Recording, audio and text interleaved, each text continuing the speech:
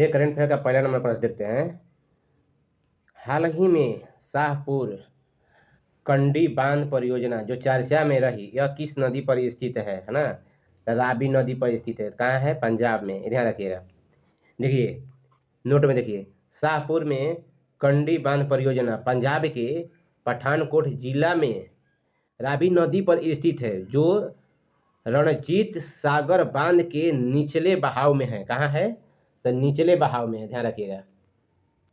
देखिए अगला प्रश्न, रावी नदी का उद्गम स्थल कहाँ है? तो देखिए यह हिमाचल प्रदेश के कांगड़ा जिले में रोहतांग दारा के पास सबसे बड़ा भाखड़ा से निकलती है ना?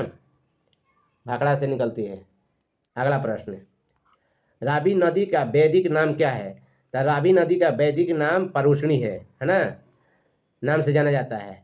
अब देखिए रावी नदी का कुल लंबाई क्या है ना? तो रावी नदी का कुल लंबाई लगभग, छूट गया भाई है ना, आगे देखते हैं। रावी नदी के दो प्रमुख पर्वत श्रृंखलाओं के बीच बहती है। तो देखिए पीर पंजाल और धौला धार पर्वतों के बीच बहती है ना? देखिए दोस्तों करेंट अफेयर का दूसरा नंबर प्रश्न देखते हैं। भारत के किस राज्य ने पहला बार टाइटल फ्लडिंग माने ज्वारीय बाढ़ को राज्य विशिष्ट आपदा घोषित किया है? तो यह है केरला है ना? अब देखिए नोट में, विशिष्ट आपदा वे स्थानीय आपदा है जो किसी राज्य के विशेष की भौतिकी एवं जलवायु परिस्थितियों के कारण उत्पन्न होती है, जिन्हें राज्य माने है ना, जिन्हें राज्य सरकारी के अधिसूचित करता है। अब पीटी मेंस प्रश्न देख लेते हैं। अगला प्रश्न, भूकंप की तीव्रता मापने वाला यंत्र को क्या कहा जाता है? तो सिस्मोग्राफी या रिएक्टर स्केल। क्या कहते हैं? Seismography, Richter scale. अगला प्रश्न देखते हैं। भारत में सबसे अधिक चक्रवात प्रवण तटीय राज्य कौन सा था? आंध्र प्रदेश, उड़ीसा, तमिलनाडु, पश्चिम बंगाल। देखिए अगला प्रश्न, सूखा का मुख्य कारण क्या है? तो वर्षा की कमी है ना, वनों की कटाई और गिरता भूजल स्तर है ना, एक मुख्य अंतर है। अगला प्रश्न देखते हैं। सुनामी, पहला अगला प्रश्न क्या है? सुनामी का मुख्य कारण क्या है? तो समुद्रों के नीचे उत्पन्न होने वाली भूकंप। ध्यान रखिएगा। अगला प्रश्न, भूस्खलन का प्रमुख कारण क्या है? तो भारी वर्षा, भारी वर्षा बताइए दिए, भूकंप बताइए दिए, खनन जैसी मानवीय गतिविधियां होती है, इसी के कारण होता है। देखिए करंट अफेयर तीसरा नंबर प्रश्न, भारतीय खाद्य निगम एफसीआई ने चावल की आपूर्ति के लिए किस वैश्विक संगठन के साथ समझौता ज्ञापन पर हस्ताक्षर किया है? तो विश्व खाद्य कार्यक्रम। देखिए विदेश ले चाहे कोई भी कंपनी ले समझौता होता है उसको कहते हैं MOU कहते हैं ना। देखिए अगला प्रश्न देखते हैं। भारतीय खाद्य निगम एफसीआई की स्थापना कब हुई थी है ना? एफसीआई की स्थापना कब हुई थी? तो 14 जनवरी 1965 है ना?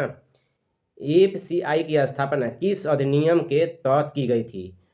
तो खाद्य अधिनियम 1964, खाद्य नियम 1964 के अधीन हुआ था, ये ध्यान रखिएगा। देखिए अगला प्रश्न है, भारतीय खाद्य निगम का मुख्यालय कहाँ है? भारतीय खाद्य निगम का मुख्यालय कहाँ है? तो नई दिल्ली है ना। शुरू में कहाँ थी? चेन्नई थी है ना। एफसीआई का मुख्य उद्देश्य क्या है ना? तो देखिए किसानों को MSP दिलाना तथा खदानों के बम्पर स्टॉक रखना और देश में सार्वजनिक वितरण प्रणाली के लिए अनाज उपलब्ध कराना, अनाज उपलब्ध कराना, ये ध्यान रखिएगा। अगला प्रश्न देखते हैं कि एफसीआई केंद्रीय मंत्रालय के अंतर्गत कार्य करता है।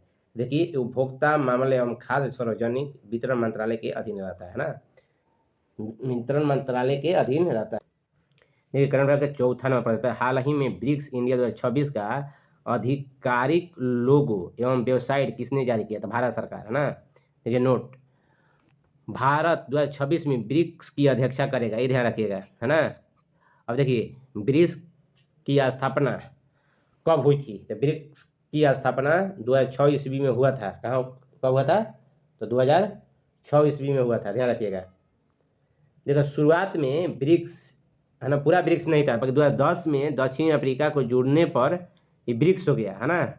उसमें ब्रिक्स था, ब्रिक्स हो गया, ध्यान रखिएगा। अगला प्रश्न, ब्रिक्स का विस्तारक विस्तार होकर अब इनमें कितने सदस्य हैं? तो देखिए 2024 में नए सदस्य मिस्र, इथोपिया, ईरान, यूएई के साथ जुड़ने से अब कुल 10 अस्थायी सदस्य हो गए हैं। इंडोनेशिया 2025 में आधिकारिक तौर पर ब्रिक्स का समूह हुआ, है ना, ब्रिक्स का समूह हुआ। तो अब 11वें सदस्य के रूप में शामिल किया गया है, ध्यान रखिएगा। अगला प्रश्न, ब्रिक्स का पहला शिखर सम्मेलन कब कहाँ आयोजित किया गया था? तो पहला ब्रिक्स सम्मेलन जून 1909 में रूस के एकातेरिनबर्ग में आयोजित हुआ था। कहाँ हुआ था? एकातेरिनबर्ग में आयोजित हुआ था, ध्यान रखिएगा। अगला प्रश्न देखिए, न्यू डेवलपमेंट बैंक या ब्रिक्स बैंक का मुख्यालय कहाँ है? तो देखिए इसे बोलते हैं एनडीबी का मुख्यालय शंघाई चीन में है। कहाँ स्थित है? चीन में, ध्यान रखिएगा। देखिए करंट अफेयर के 5 नंबर प्रश्न देखते हैं। किस राज्य सरकार ने हाल ही में बेरोजगारों युवाओं के लिए बंगलार युवा साथी योजना शुरू की गई है? तो कौन? पश्चिम बंगाल। किसने शुरू की गई है? पश्चिम बंगाल। अब देखिए महत्वपूर्ण प्रश्न देखते हैं यहाँ से। पश्चिम बंगाल में योजनाओं के बारे में जानेंगे, है ना। देखिए स्वास्थ्य साथी योजना यह पश्चिम बंगाल में चालू है। लक्ष्मी भंडार योजना यह भी पश्चिम बंगाल में। पश्चिम बंगाल के पर्यटन प्रोत्साहन योजना यही पश्चिम बंगाल में चालू है। माँ योजना पश्चिम बंगाल में चालू है। पश्चिम बंगाल की राजधानी कहाँ है? कोलकाता। पश्चिम बंगाल की राजधानी कहाँ है? कोलकाता, है ना। देखिए अगला प्रश्न, पश्चिम बंगाल का सबसे बड़ा जिला क्षेत्रफल में कौन सा है? तो दक्षिण 24 परगना, है ना। देखिए अगला प्रश्न, पश्चिम बंगाल के तटीय क्षेत्र में किस प्रकार की मिट्टी पाई जाती है? तो लवण युक्त मिट्टी पाई जाती है। कैसी पाई जाती है? तो लवण युक्त मिट्टी। देखिए करंट अफेयर के 6ठा नंबर पर है।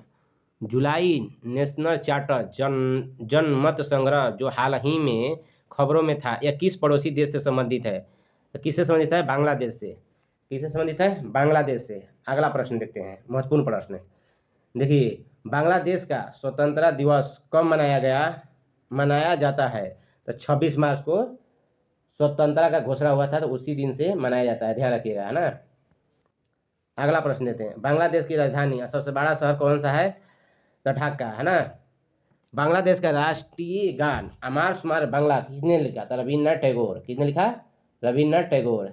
अगला प्रश्न देखते हैं, बांग्लादेश की सबसे लंबी नदी कौन सी है? तो सुरमा नदी, है ना।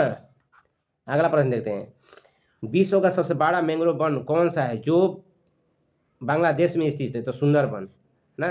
अगला प्रश्न, बांग्लादेश का राष्ट्रीय खेल कौन सी है? तो कबड्डी। कौन है राष्ट्रीय खेल? कबड्डी। अगला प्रश्न, बांग्लादेश को पहले किस नाम से जाना जाता है? तो पूर्वी पाकिस्तान। किस नाम से? पूर्वी पाकिस्तान के नाम से जाना जाता है। देखिए करेंट अफेयर का 7 नंबर प्रश्न देखते हैं, हाल ही में चर्चा में रही हेमर मिसाइल भारत ने किस देश से प्राप्त किया है? तब कहाँ से?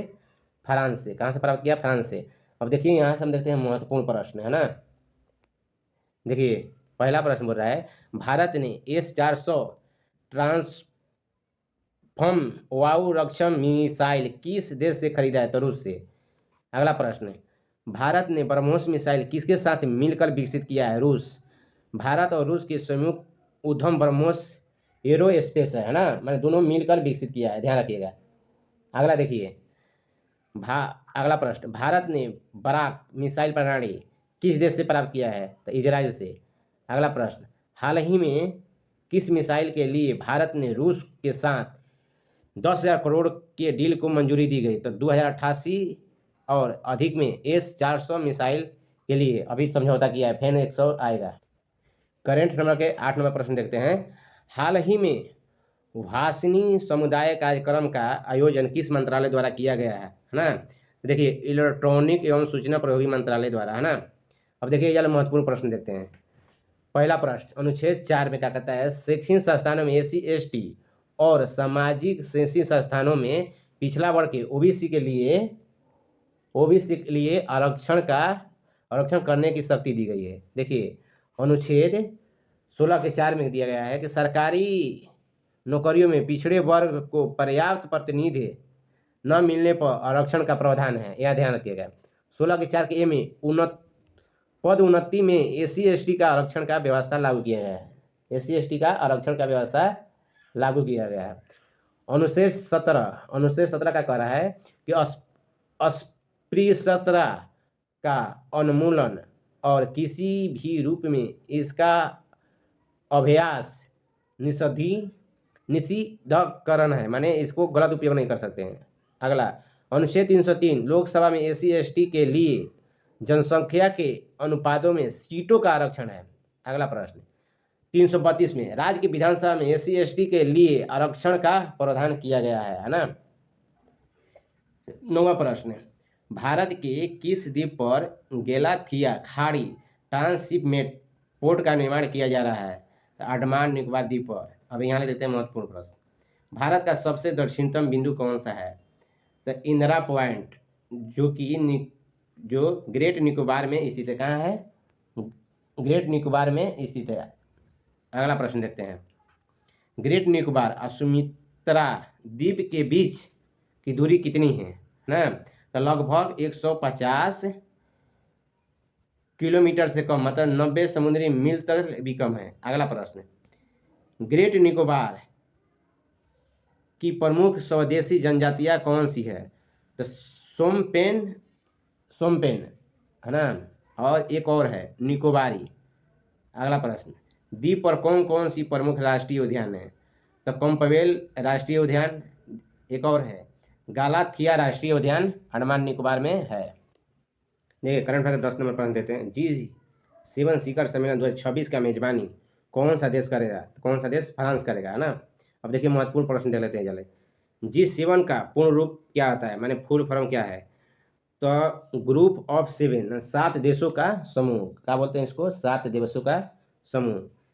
अगला प्रश्न G7 की स्थापना कब की गई? तो 1975 में, है ना।